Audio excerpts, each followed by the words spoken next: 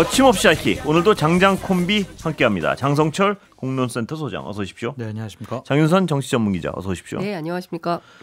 자, 예상보다 찬성표가 토요일 날 뭐 두 분 다 거기 계셨습니까? 네, 저는 현장에 있었습니다. 예. 장소장님 방송 중에 계셨죠? 예상하셨습니까? 그 정도 숫자?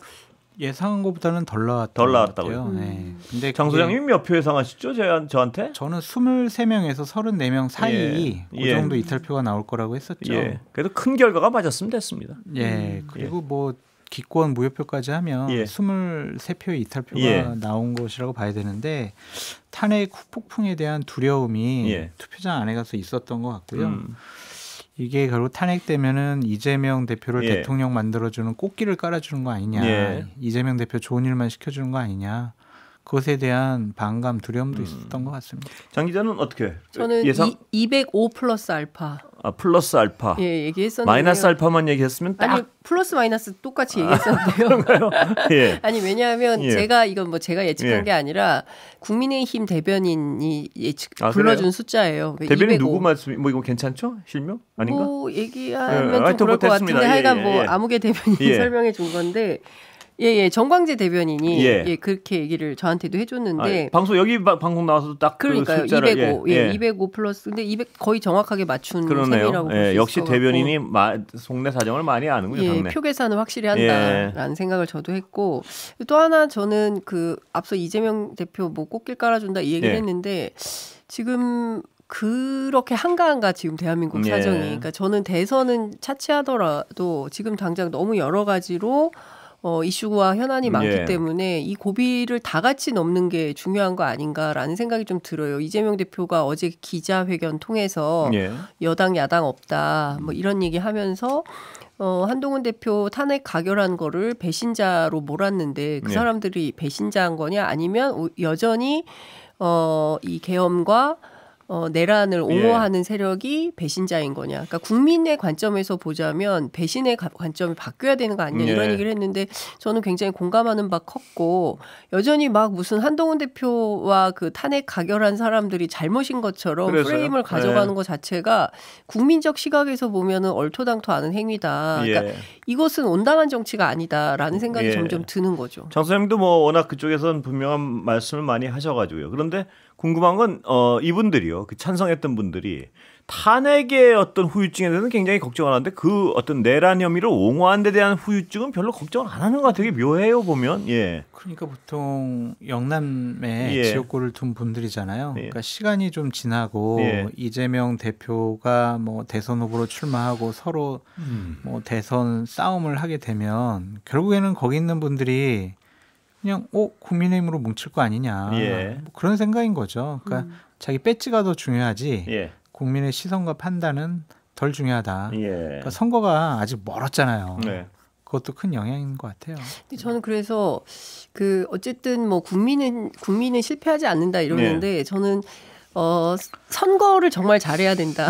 그리고 영남 지역의 유권자들도 변화가 필요하다라는 생각이 좀 들고요. 그런 측면에서 보자면 민주당도 새로운 노력이 필요한 거죠. 그러니까 뭐 너무 지역 정치에 대한 뿌리가 깊고 그렇지만 사실 최근 들어서 그런 게 많이 바뀌긴 했지만 그래도 여전히 영남 지역 정치에 대한 뭐 영남 중심적 사고 뭐 이런 것들 때문에 여전히 잘 그 분위기가 형성되지 않는 측면도 있고 또 다른 측면에서는 전 홍준표 대구시장이나 윤상현 의원이나 이런 분들이 이제 굉장히 큰 스피커들 아닙니까? 이 여권 정치 정치사회 안에서 이제 이런 분들이 끊임없이 배신자 프레임을 계속 걸면서 또 언론이 그걸 또 받쳐주고 이러면서 마치 이게 굉장히 중요한 국면의 뭐 배신을 한 것처럼 그러니까 과거에 유승민 의원은 그렇게 가두었던 것처럼 그렇습니다. 한동훈 대표도 똑같은 프레임에 가두고 본인들은 굉장히 의로운 것처럼 표방하고 있지만 실제 국민적 시각에서 보면 그건 전혀 의로운 선택이 아닌 거죠. 의로운 선택은 한동훈 대표가 한 겁니다. 그렇습니다. 결과적인 최종 선택은요. 물론 이제 과정에서 뭐 여러 가지 이슈들은 최종 있지만 선택은 분명한 그렇죠. 그거는 별건으로 놓고 새로운 다른 평가가 필요한 거고 이번 과정에서는 한동훈 대표와 친한계 12분이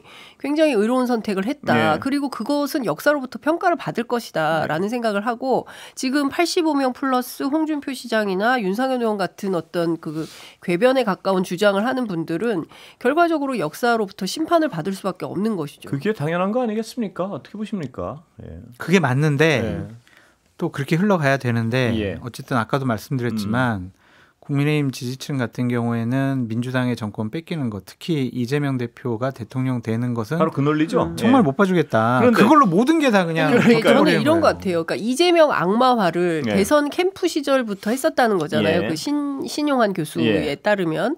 그러니까 끊임없이 상대편을 악마화하면서 막 그게 이제 그 보수 언론을 중심으로 그게 동원된 측면도 있는 것이고 끊임없이 만들고 있지만 실제 그 나오는 정치의 언어나 이런 걸 보면 비정상적이지 않아요. 이재명 대표가 제기하는 이를테면은 그 지금 당장 굉장히 중요한 국면이기 때문에 국회와 정부가 함께 머리를 맞대고 국정운영 정상화를 위한 비상회의를 만들자라는 주장에 걷어찬 건 또 그 권성동 원내대표인 것이거든요. 그러니까 이 무슨 주장을 하는지 잘 모르겠는 게 논리적으로만 보면요. 정권을 뺏기지 않기 위해서는 내란도 옹호해야 된다는 논리 아니에요. 논리 구조가. 무서운 거죠. 정말. 아니 그 논리가 아니라 비상계엄에 대해서 찬성하는 그러니까 그거를 탄핵을 하지 말아야 된다는 얘기는 정권을 뺏기지 않기 위해서는 내란 행위에 대해서 죄를 물으면 안 된다는 논리 아니에요. 논리는. 그 논리가 단순 논리 아닌가요? 그러니까 정치적인 징계가 탄핵인 것이고 법률적인 징계가 지금 수사와 조사가 진행되고 있잖아요. 그러니까 국회의원들이 탄핵하는 것에 대한 부담감은 있는 것이고 수사기관에서 법률적인 책임을 묻는 것은 다른 차원의 문제라고 보는 것 같아요. 다르지 않은 것 같은데. 아니 근데 이런 거예요. 그러니까 그 헌법에 입각해서 질서 있는 퇴진을 하는 방법은 하야 또는 탄핵 말고 다른 길은 없는 겁니다. 근데 스스로 하야는 죽어도 안 하는 것이고요. 그러면 탄핵밖에 없는 거예요. 합법적으로 질서 있는 퇴진을 하기 위해서는. 근데 그거 말고 이른바 한동훈 대표가 제기했던 뭐 이선 후퇴론이라든가 그게 다 깨진 거잖아요. 본인 스스로 인사권도 뭐 법안도 다 뭐 결재를 하면서 상황을 역진한 것이기 때문에 다 소용이 없었던 거고 탄핵 말고 다른 대안이 없는데 탄핵은 반대다. 그런데 그 반대 사유는 이재명과 민주당 집권은 두고 볼 수 없어서 이런 주장 자체가 논리적으로 연결성이 없는 약간 거죠. 단순 논리 같아서요. 저는 그 이해하기가 정치가 단순 프레임이 잘 먹힙니다. 아니 그러니까 그 단순 논리가 너무 뻔한 이재명 대표 대통령 만들어 줄 거야 막 이러면은 그건 아닌데 할 말이 아니 없다. 근데 대선 해봐야 아는 거죠. 그리고 누가 어떻게 뜰지도 모르는 거 아니겠습니까? 그리고 정권을 뺏기고 말고 누구한테 정권을 주느냐는 분명한 건 국민이 결정할 일이지. 무슨 당이 내가 정권을 주고 말고 자기 것처럼 그렇게 얘기하는 것 자체도 좀 권력의 사유화 까지 가는데 왜 박수 쳐주고 꽃길을 깔아주냐, 왜 부안해동하냐 그런 얘기 같아요. 아니 이런 거예요. 지금 그 12명의 국민의힘 국회의원들이 내란에 대해서 이것은 엄단이 필요하고 탄핵으로 결론을 내자 이거지. 이재명 대통령 만드는데 우리가 찬동한다 이건 아니지 않습니까? 근데 이거를 착종시켜가지고 마치 저는 제일 황당했던 게 인민재판을 했다는 거잖아요. 의총장에서 한 명씩 돌아가면서 찬성했는지 반대했는지 밝히고 그 이유가 뭔지 설명하라고 했다라는 게 오늘 아침 신지호 대변 전략부총장의 라디오 인터뷰 내용인데 그건 정말 끔찍한 거죠. 그러니까 북한과 뭐가 다르냐는 거죠. 장 소장님 보시기에는 이 한동훈 체제가 이렇게 쉽게 무너질 것이라고 예측하셨습니까? 끝나면? 근데 정치적인 책임을 질 수밖에 없다라고 생각이 들었고 장동혁 최고위원이 키를 가지고 있었다고 생각을 하고 있었는데 장동혁 최고위원은 기자들에게 탄핵 가결되면 나는 그냥 사퇴할 거야라고 얘기를 했거든요. 한동훈 대표 측은 절대로 사퇴 안 한다고 확신을 해서 얘기하더라고요. 그래서 좀 이해가 안 갔다. 한동훈 대표 측이 너무 상황을 안이하게 봤다라고 볼 수밖에 없죠. 진종호 의원은 뭔가요? 갑자기 겁을 많이 먹었다. 그거 맞죠? 그러니까 정치를 처음 해보시잖아요. 겁먹은 거죠, 그러니까. 본인은 계속 인민재판 때문에 놀랬다는 거잖아요. 박수만 받던 분이잖아요. 올림픽 메달 따면 박수. 근데 갑자기 그냥 100명이 모여 있는데 막 물병이 날아들고 막 반말이 확 먹는 거죠. 큰일 났다 이거. 그만둬야 되겠다. 그래서 뭘 찍었다는 건가요? 본인은 탄핵 반대표는 던지지 않았다. 기권했다는 거잖아요. 막 그게 언론의 설명이긴 한데. 그래서 저분의 말을 저는 맨 처음에 무슨 말씀을 하고 싶은 건가? 그러니까 이제 그런 걸 보면서 한동훈 대표나 진종호 최고 같은 분을 보면서 정치는 그래도 정치를 좀 체계적으로 교육받고 그렇습니다. 예. 바닥에서 구의원, 시의원, 국회의원 이렇게 쭉 트레이닝 받았던 분들이 하는 게 맞는 것 같아요. 저는 오늘 진종호 최고의 어떤 그 행위들을 이렇게 보면 저분이 뭘 하려고 그러는 거지 이 생각을 좀 했습니다. 근데 국민의힘에 그런 분들이 많았죠. 예. 사실은 뭐 구력이 있는 육선의 조경태 의원도 조변석계 하지 않았습니까? 그렇기 때문에 이거는 진종호 의원 개인의 캐릭터라기보다는 국민의힘 내부에서 친윤계가 워낙 강하게 이제 반동의 분위기를 만드니까 이거 했다가 이 당 안에서 내가 살아남지 못하겠구나라는 판단이 드니까 일단은 신변보호 차원에서 기권이라도 찍고 목숨을 보존해야겠다 이런 생각을 하게 만드는 거 아닌가. 얼마나 겁을 먹었으면 그렇게 그런데 저는 그런데 그게 국민의힘 내부에만 있지 않고요. 지금 전방위적으로 사실은 그 탄핵이 가결되고 난 다음에 처음 나온 대통령 윤석열의 그 성명은 어쨌든 포기하지 않겠다는 거예요. 끝까지 싸우겠다라는 것이고, 그리고 전직 그 법무부 장관 역임한 그 박범계 의원에 따르면 그게 헌재가 됐든 아니면 형사 법정이 됐든 본인이 무죄거나 이것은 내란에 해당하지 않는다고 장광설을 늘어놓고 시간을 끌면서 버티기를 할 거다. 그러면서 살아 돌아올 수 있는 반격의 기회를 엿볼 텐데 이때 중요한 그 자신의 어떤 자본이 되는 것은 국민의힘의 그 85명의 국회의원들과 아스팔트 태극기 보수와 뭐 이런 세력들이 되는 거죠.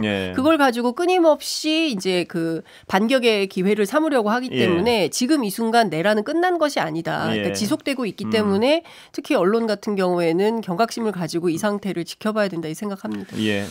박근혜 전 대통령은 그래도 말을 하지 않았고 선동하지 않았어요. 그렇습니다. 탄핵 심판 과정 중에서 조용히 가서 그냥 재판받고 막 이랬었는데 윤석열 대통령 같은 경우엔 본인이 변론을 하겠다라고 하고 지금 물러서지 않겠다 싸우겠다라고 하잖아요. 대한민국과 보수 우파 진영을 완전히 지금 두 개 세 개로 갈라놓으려는 분열의 정치를 하고 있는 거라고 보여지거든요. 참 나쁜 대통령이 아니냐. 반성은 정말 손톱만큼도 없어요 보면. 내가 뭘 잘못했어. 반성이라니요. 내가 뭘 잘못했어. 나 억울해. 열받아. 화나.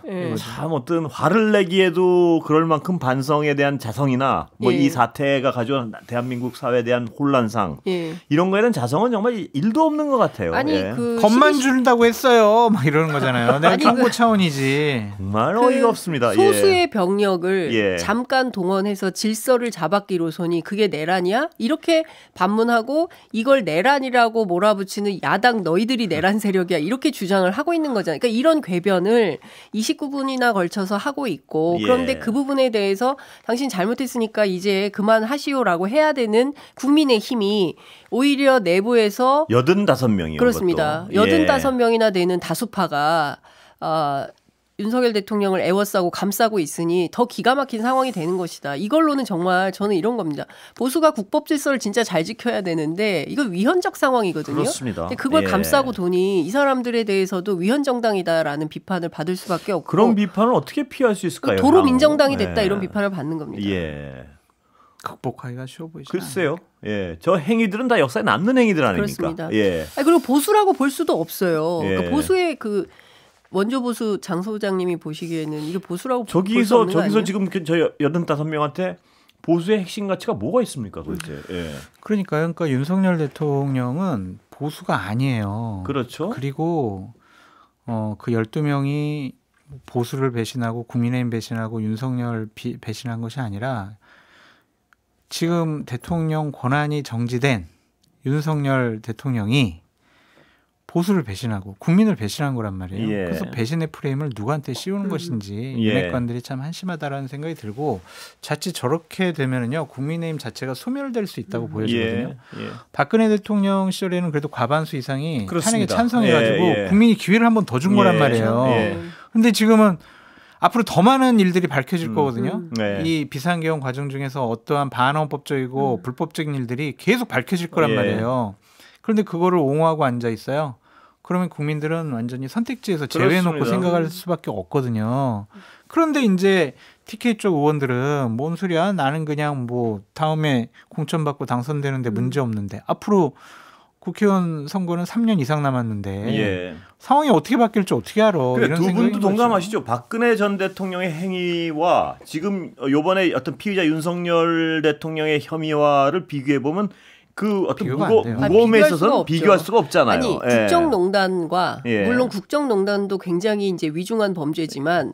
내란하고는 비교할 수가 그렇습니다. 없죠. 그러니까 내란 그리고 내란 전에 사실상 외환을 획책했던 거잖아요. 그러다가 실패하고 실제로는 내란 그러니까 국회 그것도 국민의힘 정책위 의장을 유리창을 해머로 깨고 계엄군이 들어오도록 하고 국회의원들 의결 정족수 안 됐으니까 다 끄집어내라라고 그 특전사령관한테 지시하고 경찰에도 조지호 청장한테 6번이나 전화를 해서 그런 지시를 본인이 직접 한 거잖아요. 그러니까 군사행동을 직접 지휘한 당사자이기 때문에 이것은 내란의 수괴인데 오늘 그 국회 외통위 현장 보면 김석기 위원장이 김준영 의원이 조국혁신당 김준영 의원이 뭐 윤석열 내란 수괴라고 했다고 해서 갑자기 막 회의를 산회시켜 버리고 이래서 또 논란이 있지 않았습니까? 그러니까 여전히 지금 국민의힘 내부에는 그 내란을 동조하거나 방조하거나 이런 세력들이 여전히 이제 온존돼 있는 상황인 것이죠. 예.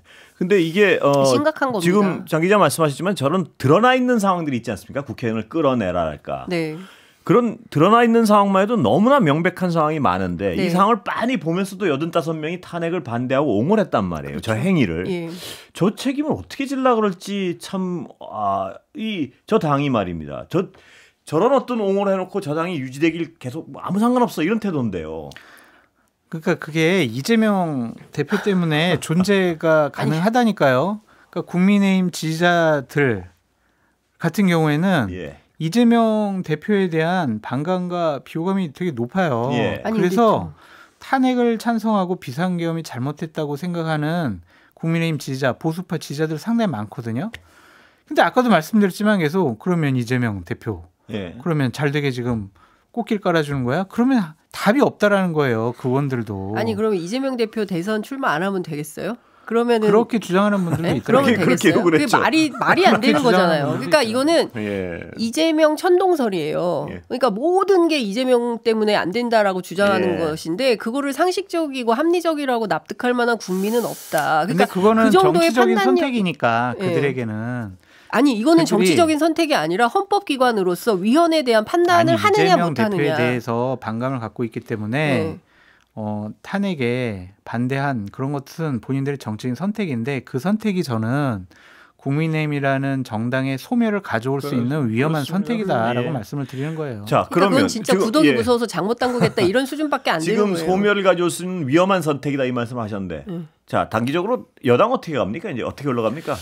비대위원장은 누구와 지금 거론되고 있나요? 권영세 의원이 좀 유력하게 거론되는 것 같아요. 그런데 중진 의원들 사이에서도 좀 얘기가 많이 달라서 누가 될지는 좀 더 시간을 두고 봐야 될 것 같은데 하고 싶어하는 의원들이 좀 많이 있는 것 같은데 과연 그것이 이제 적절한가라는 좀 생각은 있어요. 뭐 권영세, 권성동 이 쌍권 이 지도 체제가 경륜이 있고 경험이 많으시고 그렇게 뭐 외골수로 극단적인 생각을 하는 분들이 아니거든요.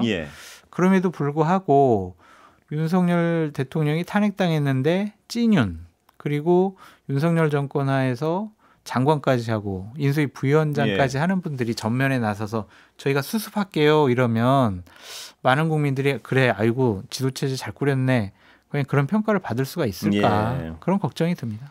제가 방금 전에 확인한 바로는 의총장에서는 나경원 의원이 조금 유력했다라는 얘기도 있어요. 그리고 이제 오늘 오전부터는 김무성 대표가 다시 돌아온다 이런 소문이 돌긴 했는데 그거는 사실이 아니라고 얘기를 하고요. 원희룡이라는 이름도 나오는데 아닙니까? 그것도 아니라는 것 같고요. 근데 중요한 것은 장수님 굉장히 잘 지적을 해주셨는데 한동훈 대표 체제를 흔들고 다음에 등장하는 것은 2K가 온다라는 소문이 한 달 전부터 있었어요. 2K라뇨? 2K는 권성동, 권영세 두 사람을 얘기를 한 것이었는데 아니나 다를까 원내대표는 권성동 원내대표가 다시 또 돌려막기 식으로 된 것이고 말씀 주신 대로 그 반성하지 않거나 문제가 없다고 판단은 그러니까 윤석열 대통령과 문제의식을 함께하는 공유하는 85명의 다수파가 존재하면서 찐윤, 친윤이 뭐가 문제야? 우리는 잘못한 게 없어. 그리고 윤 대통령은 당연히 다시 복귀할 거야. 그리고 이 재판은 길어질 거고 지금 제일 중요하게 얘기하는 게 이제 4월 18일 날 네. 문재인 전 대통령이 임명한 두 헌법재판관이 내려가고 네.